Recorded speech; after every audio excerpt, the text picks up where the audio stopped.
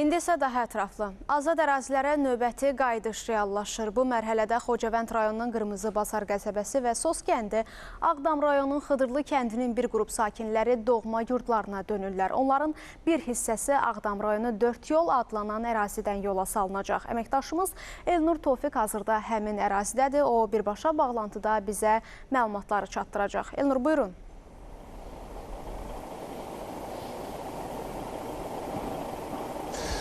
Bəli, bugün azad torpaqlara 56 ailə 242 sakin geri dönür. Hazırda biz işğaldan azad olunmuş ərazilərimizə giriş postunda Ağdam ərazisindəyik.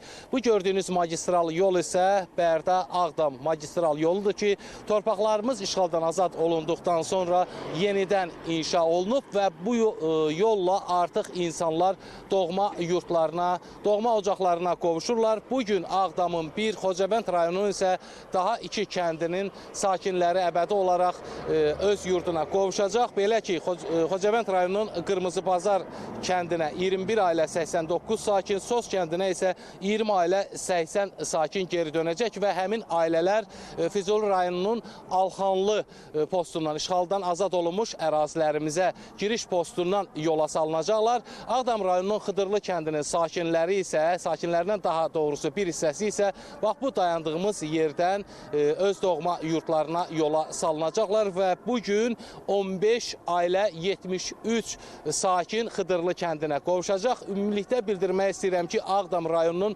3 kəndinin sakinləri artıq öz doğma yurdunda yaşayırlar. Bunlar Sarıcalı, Kəngərli və Xıdırlı kəndləridir ki, böyük qayıdış planına əsasən öz doğma yurtlarına qovuşublar və böyük qayıdış hələ də davam etməkdədir. Biz də bugün həmin yola salma prosesində iştirak edəcəyik. Doğma yurda 3-10 illikdən artıq bir müddətdə həsrət qalan və ölkənin fərqli məkanlarında ağır həyat şəraitində yaşayan, bugün isə doğma yurduna qovuşan insanların təəssüratlarını öyrənib, yəqin ki, qarşıdakı xəbər saatlarının birində süjet formasında sizə təqdim etmək imkanımız da olacaq. Mənim isə Ağdamdan çatdırmaq istədiklərim bunlardan ibarətdir. Sözü yenidən sizə veririk.